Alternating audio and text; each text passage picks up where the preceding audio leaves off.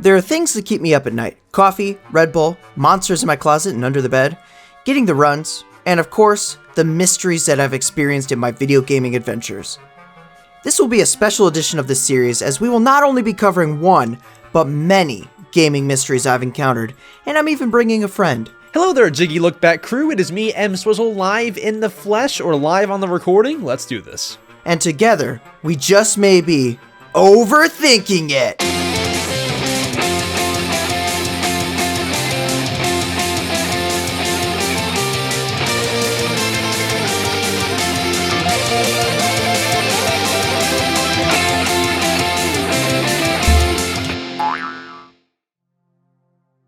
The Fierce Deity Mask, The Legend of Zelda Majora's Mask.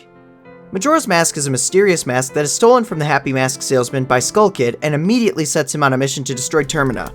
But why? Look to the end of the game where we are visiting the 4 children with masks on the moon. Not only do these children wear the masks of the bosses you fight in the game, but all of them share the same face, that of the Happy Mask salesman. The Happy Mask salesman is some sort of alien from the moon? I mean, I guess so, since he's, on the moon. The crazy part is the Fierce Deity is a mask you get at the end by turning in every single other mask acquired in the game to these children. Then the one wearing the Majora's Mask gives it to you. This is where I believe the objective to destroy Termina comes from, as the text reads, could this mask's dark powers be as bad as Majora's? So, dark powers, not good. There's claims of it being the essence of a former hero, but I disagree.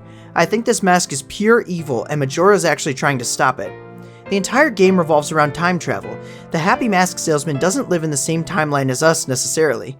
The salesman has come back to the past to prevent the Fierce Deity from being unleashed, which is why he speaks of you meeting a terrible fate. He's not saying the world or Termina, he's saying you, as in Link. He's coming back to rectify the mistake of when Link was handed the Fierce Deity mask in the past by himself. That's why Majora's Mask was being held onto by the Happy Mask salesman. It's his mask, and he's using it as he can try to stop the terrible fate. And yet, despite his best efforts, Link still acquired it, so he reclaims Majora's Mask and goes back into the past yet again. He's been living in this loop for an eternity, which is why he is an adult. He's been aging with how many attempts he's tried to stop this, but the outcome is always the same. No matter what lengths he goes to, Link always gets the Fierce Deity mask at some point. Skull Kid getting the mask was a new tactic he allowed. He's putting up an act, which is why his behavior is so erratic. That Fierce Deity is pure evil. Majora isn't necessarily a good guy, but he is trying to stop the greater threat. The Locked Box, Five Nights at Freddy's 4. It was bound to hit my channel eventually. Yes, I have played through and beaten every FNAF game up to and including Security Breach. I'm hyper interested in the lore and stuff, and MatPat does a great job. But what's in that flippin' box? I'm not really the one to go into deciphering a code off a wall in an obscure room or dig into secret messages in a coloring book. But this box is so intriguing. Could it be the answer to everything? We get some crap about it being the pieces put together. We see Plush Trap and the Golden Freddy plush throughout this game, so it's pretty plush-centric and kind of the only one that really is. And that box is so small, so I like to think it's some sort of remnant plushie we never saw. Maybe a mashup of different plushies. L is Real 2401, Super Mario 64. On the playground, where I spend most of my days, there was one consistent rumor you heard from everyone that had an N64. You could play as Luigi. Every kid and their mother was trying to unlock Luigi by collecting 2,401 coins, or by running around the statue 2,401 times. The mystery only was further pushed when the same sign appeared in Zelda Ocarina of Time. Was Luigi playable in that? Everyone had brushed this off, but fortunately we found that Luigi was in the source code and they extracted his model out, and on top of that we recently had some Space World footage shown where in the background, yes, you see Luigi floating like he does in Super Mario 64 DS. This confirming L was indeed real in Super Mario 64. But I'll let you know for sure when I unlock him. I lost count of how many times I've been running around the statue, but I'm sure I'm getting close. I've been at this for a solid 7 days. It's only a matter of time. Luigi has been dead the entire time in Luigi's Mansion for Nintendo GameCube. Luigi's Mansion has the backstory of Luigi winning a mansion in a contest that he never entered, but was that even the case? It's a rather odd story, and nobody can actually picture that happening to somebody in real life. It goes deeper. The game is spooky, with Luigi entering room after room, fending off ghosts and solving mysteries. However, later in the game, Luigi is prompted to answer a ringing telephone in a dark attic. When he picks up the phone, it won't be too long before lightning strikes, illuminates the room, and you can see a shadow of Luigi. In what looks back at you is seemingly Luigi flying as a ghost. There's a darker meaning, but I want to keep things light here, so use your imagination if you will. The theory has sparked tons of controversy online as to if Luigi is really alive during this game, or if he's dead. And while Nintendo actually remade this game for the Nintendo 3DS, fans still don't know what exactly to believe here. Many folks would write this off for as good as dead, since Nintendo changed this in the remake. We have to remember, when the game was being developed around the GameCube era, Nintendo was a lot more daring, a lot more out of pocket. When the remake was being made for the 3DS, Nintendo had already realized their family-friendly trait, and that would be why this was removed in the remake. It might have been a change of heart, but it seems like we'll never truly know what the backstory here was. Koopa Kid, Mario Party. Perhaps I'm one of the few to take notice, or maybe the only one who cares, but what happened to Koopa Kid? He isn't Bowser Jr. and he isn't Baby Bowser. For that matter, he wasn't even one of the Koopalings really. He was a completely separate entity. We had him for years in Mario Party, and all of a sudden Bowser Jr. comes along and takes his place. What happened to him? Where did he go? He was a constant thorn in your side, but that didn't make us hate him. Apparently there is references to Koopa Kids. Yes, kids, plural, not just one. There's also information out there that the Koopa Kid's referring to Bowser as Dad, and other times as Mr. Bowser. In the original Japanese version of Mario Party, the phrase used to describe him is Koopa-sama no bunshin, which translates to one's child, or one's other self. I'm really glad that helped clarify things. I guess he was all partied out. I think Koopa Kids aren't Bowser's direct children, but are a specific race of Koopas that resemble Bowser. After all, why would Bowser be the only Koopa to look the way he does? There has to be more out there. Maybe that's the mark of the royal bloodline, and these are secondary houses. It would be interesting to see a Game of Thrones style game with Bowser's rise to power. You know nothing, Koopa Kid. James McCloud, Starfox 64.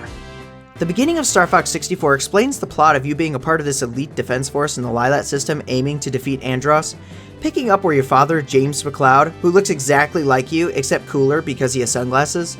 James McCloud was betrayed by his former teammate Pigma and killed by Andross. Peppy was also captured but escaped and informed you of your father's fate. Flying through the Lilat system in Starfox 64, you often get praised by Peppy saying, "You're becoming more like your father." And in the back of your mind, you create this backdrop of, I need to measure up and be the fox my father was. Until finally, when escaping Andross, you get a call.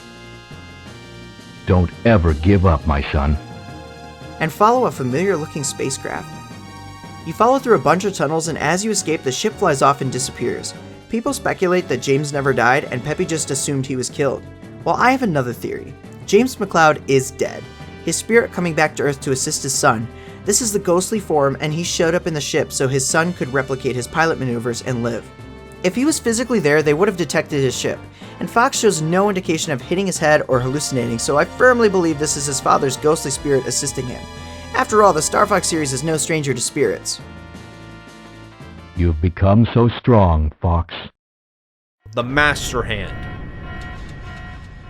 Up next, Super Smash Bros. Is another one of those awesome games you pick up and play, get addicted to, then find out more about the backstory. And I bet you didn't expect this backstory and this theory to have to do with, of all people, the Master Hand. When you think of Smash Bros. And hands, you'll think of you and your friends holding crusty GameCube controllers and playing Smash. But if we could dive a little bit deeper into this, hands, Smash Bros., who is the hand behind Smash Bros? Many fans believe that the Master Hand is a nod to the game's creator, Masahiro Sakurai, and that the Master Hand and the Crazy Hand represent parts of his personality. For the last couple of decades, he has been heavily involved in the creation of the Super Smash Bros. Games, and this would be a cool little Easter egg for him to enjoy. Others actually believe the hand to be a child, since we know the Smash Bros. World is said to be a bunch of toys fighting, and the hand is the child playing with these toys. Although we know what the Master Hand sounds like, it has a super deep voice for a child. Kids also aren't allowed to shoot bullets from their fingers. This is not to say that Masahiro Sakurai has a deep voice or shoots bullets from his fingers or anything, but everyone has different personalities, different sides to them, different emotions, and with multiple hands with multiple personalities, the theory holds up. Megaman to X, Megaman series. Megaman and X are two different robots, but X takes place in the future timeline, so that begs the question, what about the original Megaman? In Mega Man 9, we learn the robots have expiration dates, and then they are turned off and scrapped. Mega Man also has the ability to turn himself off, and he's the only robot known to be able to do so. Perhaps after a while, Mega Man turned himself off, and this prompts Dr. Light to create X to continue the Mega Man legacy. Well, that's dark. Now this leads to the next question. Is there a robot afterlife? Yes, there is, and it's called Battle Network. Hell Valley Skytrees, Mario Galaxy 2. What do these two things have in common? In World 5 of the Shiver-Burn Galaxy, if you enter first-person mode and look at the background on top of the mountains, you can see these mysterious figures watching you. They are never acknowledged and you can't interact with them, they just silently watch. Gur Tacos is notable for being the one to get into the game's code and find out that these guys are actually called Hell Valley Skytrees.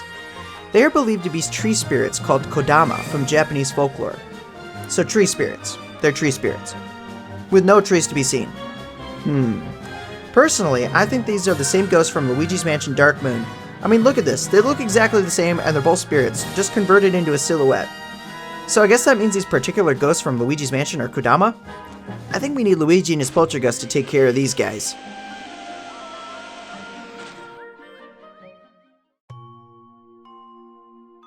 Animal Crossing is a very peaceful game, a game that you don't have to worry about finding nightmares and mysteries in.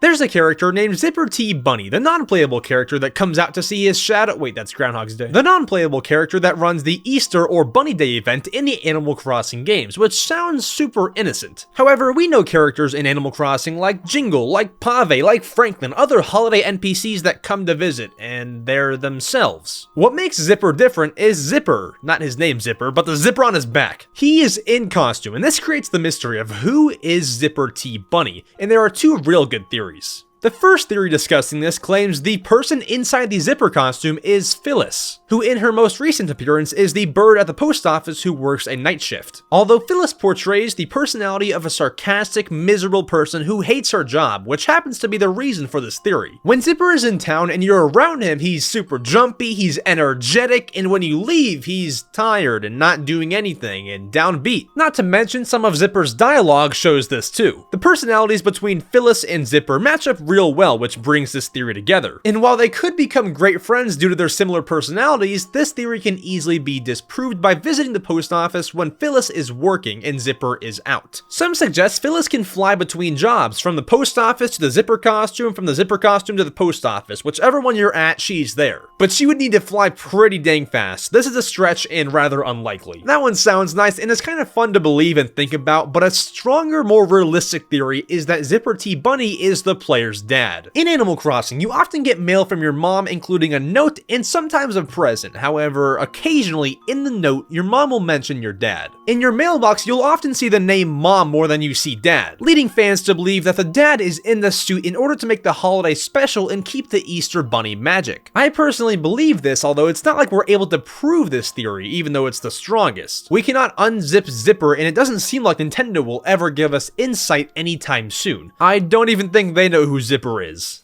All these mysteries have kept me up at night, and it just seems with more games comes more mysteries.